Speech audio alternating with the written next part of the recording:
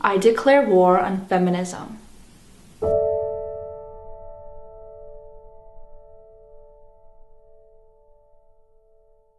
Modern Western feminism has devolved into radicalism, confusing and poisoning the minds of women and debasing an entire generation of men. It misdirects from real women's issues, which are really just human issues. It encourages violent man-hating. It's based on emotional assumptions instead of logic, and it implies that all women are victims under men. I am not a victim. I am not under any man, and when I am, I choose to be, and I like it. So let's clear some things up, boys and girls. Does looking like this elicit subjugation? Does looking like this empower me? Or does looking like this empower me? No, no, and no. Only this empowers me. Oh, and this.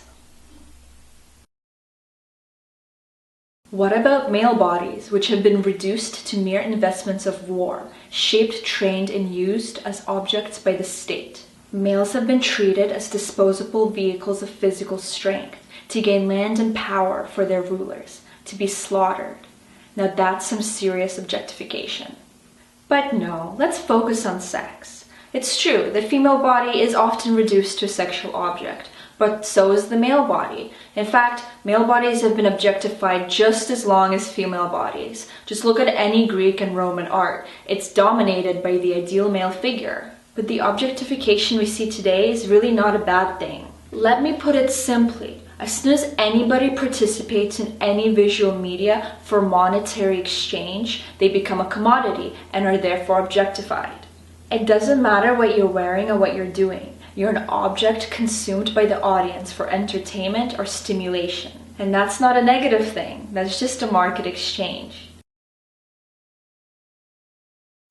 Yes, we are. But take it as a compliment. Women are more beautiful. I didn't watch Blurred Lines 6 times for Robin Thicke's ugly mug.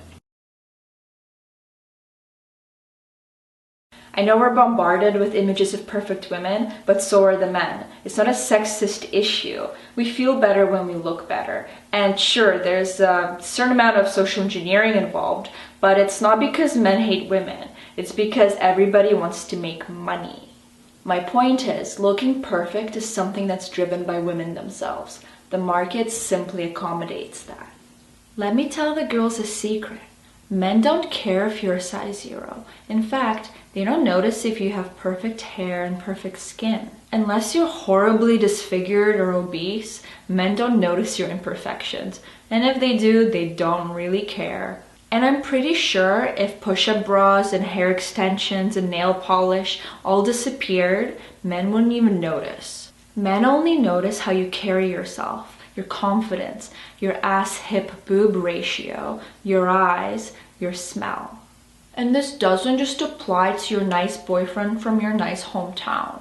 This goes for guys you meet every day, guys at clubs, your creepy music teacher. This goes for that famous guy that can have any girl in the world. If a guy is attracted to you, it's chemical. He knows right away. And whether you have your nails done will not change that. The only thing your appearance affects is your own confidence and attitude. It's a mind game. Why do all these feminists have red hair, black rimmed glasses, and a crazed look in the eye? Is it like a new species?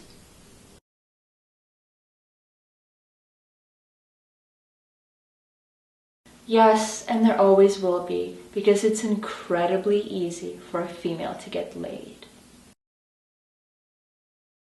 Just words, purely subjective labels. Not nice, but it really shouldn't be at the forefront of women's issues. No one's gonna put a scarlet letter on you and ban you from society because you had sex with too many people. Nobody actually cares anymore. And if somebody calls you a whore, well, if you're not one, then don't care. And if you are one, it's all good. I mean, there's worse things you could be, like that lady who sprays perfume at the department stores. People will always judge each other. All you can do is not participate. Apparently, creeping now includes any male attention whatsoever. Oh, how horrible, a guy finds me hot. Oh no, men are wired to want to procreate with me. Sexist. It's not sexist, it is what it is. And punishing males for being males is pretty low. And women do this all the time. Like there's this app that was created with a feminist agenda in mind, and what happens is a guy asks you for your number and you give him a fake number, and when he texts you, all of his private information is displayed in a forum where women can publicly shame him and humiliate him. A guy thinks you're hot and you destroy him for it? Really? This is the fight that we're fighting? No wonder men are scared to ask girls out anymore or to make the first move.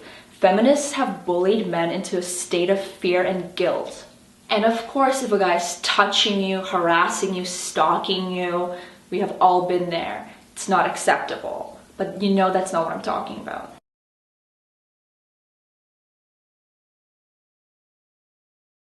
No, because all you're doing is submitting yourself to an external hormonal power.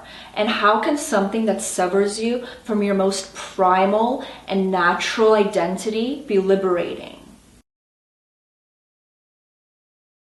Ask the 25 million American women who never got a chance to exist. Or ask the women who are still emotionally devastated and broken from the procedure because they swallowed our society's "it's no big deal" attitude. Today's feminism has killed any rational conversation about abortion.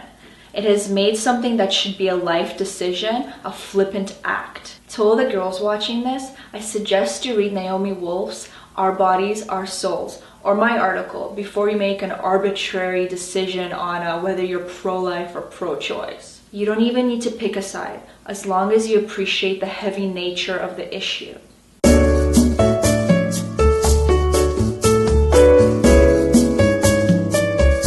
In a patriarchy, all heterosexual sex is rape because women as a group cannot give meaningful consent. E equals mc squared is a sexed equation. Newton's Principia is a rape manual.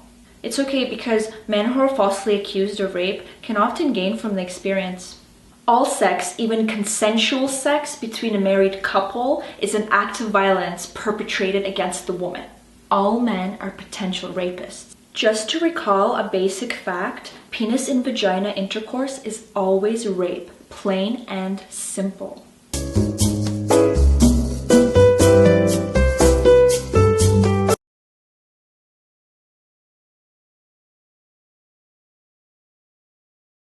Rape is a horrific act that often murders the very spirit of the woman. The problem is that today's feminists have labeled everything as rape, which takes away from the validity of true rape and vilifies all men. A woman is raped when a male coerces her or forces her into a sexual act. That includes drugging a woman, getting her wasted, blackmail, threats, and of course physical force. But is it rape if both parties had 20 appletinis, got down, and then the woman felt all dirty in the morning? Not necessarily. It's about intent, isn't it? If both people are having fun and then one of them makes a poor decision because they can't hold their booze, why should the other party be punished? Of course, force could have later been used by the drunk male on the drunk woman. What I'm saying is we can't draw convenient black and white lines. People's lives are ruined by false rape claims every day. Never mind, I read an article the other day that told me that all penetrative sex is rape. That makes it simple.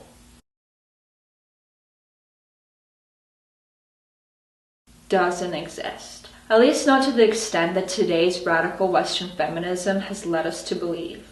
Even when you factor in underreporting, rape, just like all other crime, is on the decline in the Western world. The 1 out of every 3 girls are raped statistic is completely inaccurate, and rape is certainly not socially acceptable or taken lightly by the majority of normal people.